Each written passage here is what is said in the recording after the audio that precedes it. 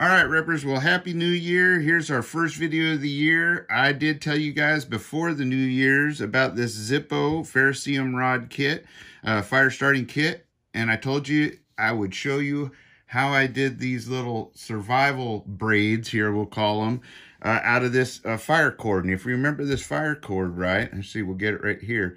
We have this little dark thread right there. That is the reflective thread that when you shine a flashlight on it, it shines.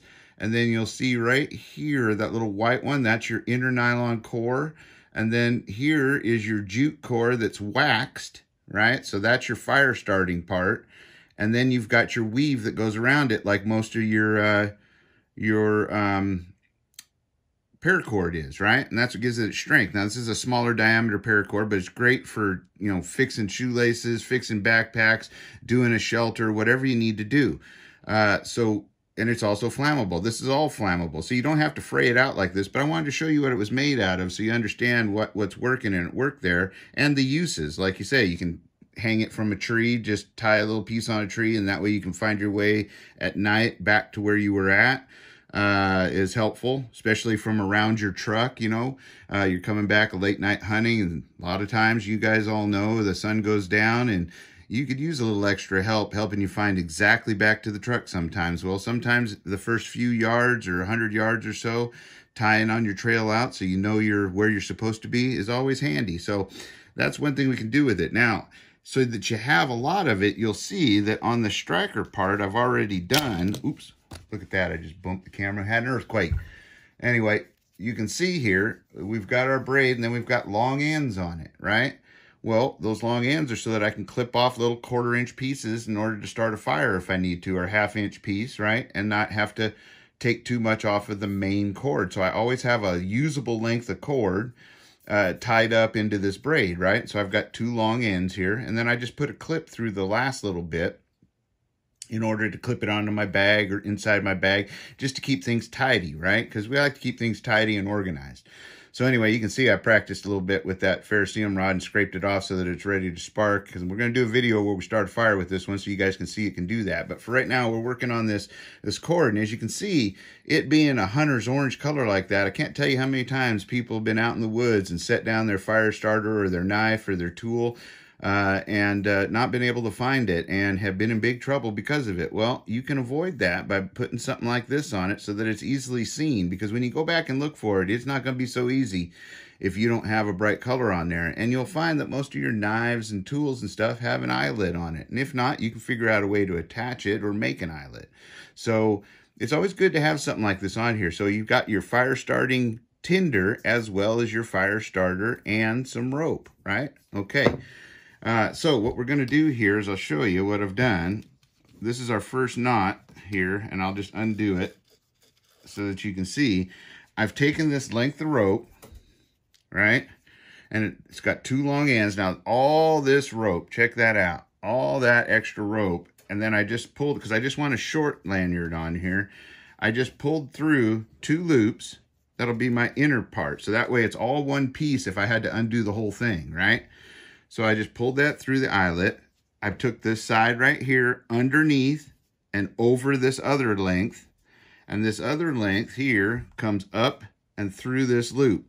And that's kind of the knot you're going to be working down this whole thing, right?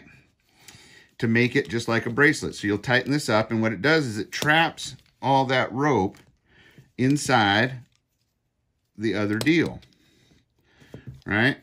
Look at there. See, and that's our first knot. Now this gets it so that there's a rope on each side, right?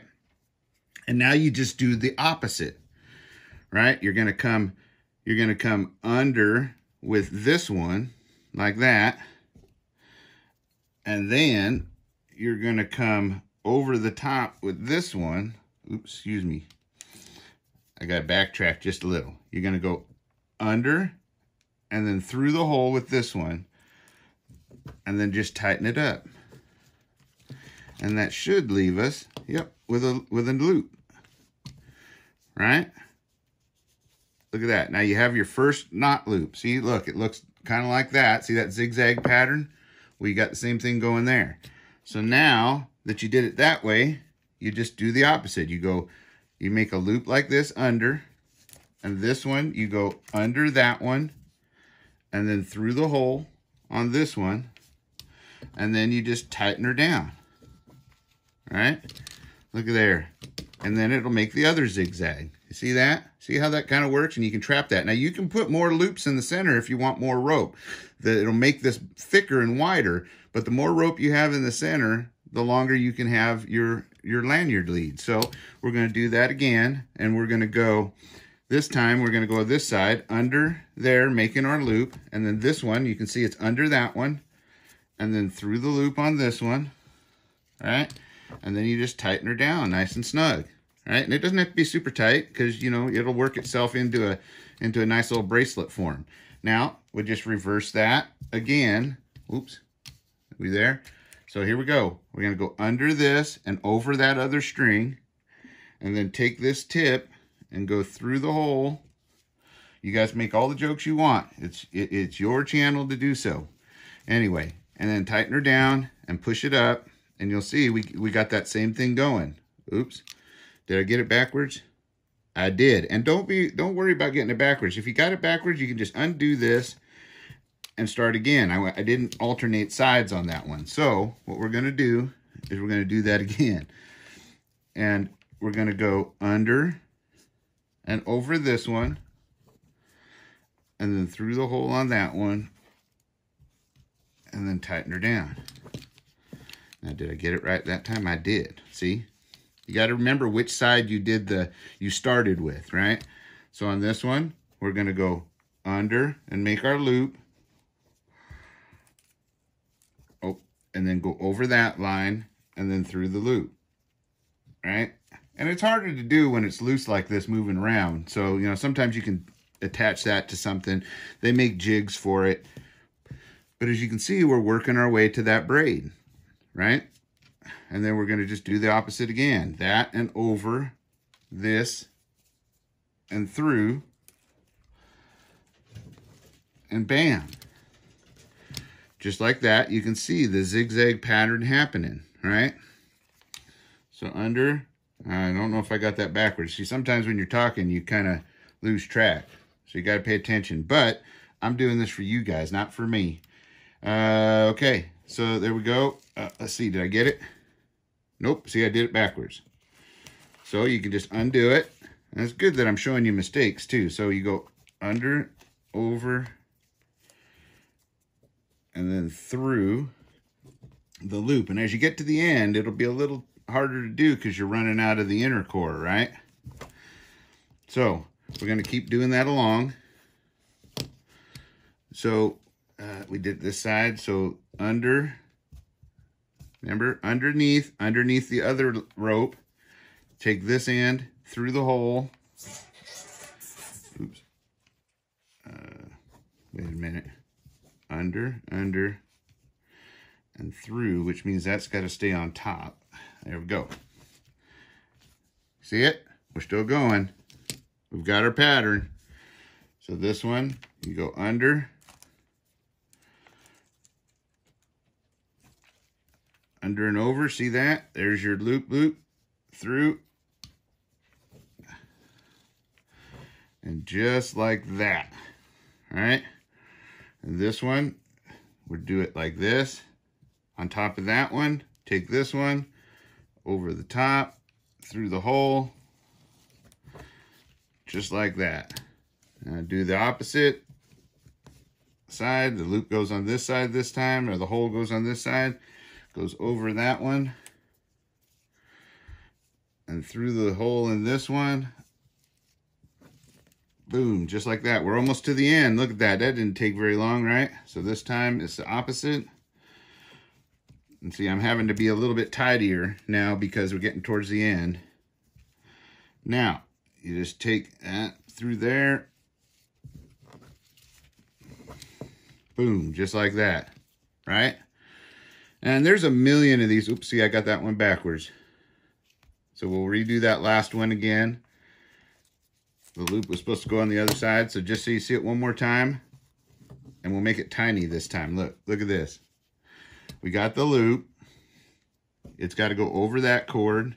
This one comes from under there through the hole, but stays on top of the inner core. All right, so there you can see the knot, and boom, tie it off. All right, now what do you do when you get to the end? Because you're going to leave this little loop here on the end, these that put your hook through, right?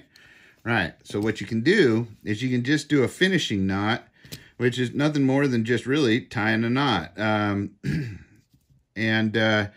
You just kind of do a regular, like you're tying your shoes, right like this, over the top, and tie it. Look at this. We'll just get it tight, right?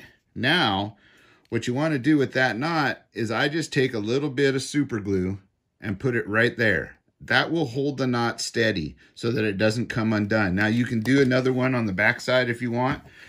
Just do another tying your shoelace type knot. Look at that. Now you got one on both sides of the loops, right? And then you just put a little super glue on there, and that'll hold it. Now, you've got all this length to work with for starting fires or whatnot. And you could make this longer if you wanted. You could make this part longer by pulling more of the loops, your initial loops through, right, at the beginning. Pull more of those through and then make a longer one of these. But I'm just doing short ones on this with lots of fire starting capability, right? And this gives me enough length here to like redo my shoelaces, things like that, right? Okay, so now you can see we've got our whole kit just like that. We've got enough to start plenty of fires, and we can even run this clip through both of these just like that and make a loop. So you could run this through a loop on your backpack, or just have it like this and use this to wrap it up and stick it in a pocket if you want. But that's what we got. We've got plenty of fire starting capabilities here, tinder. We've got a clip to keep it tidy, right? And we've got our new Zippo fire starter. Yeah! If I start this tablecloth on fire, I'm in big duty. But anyway, there you go.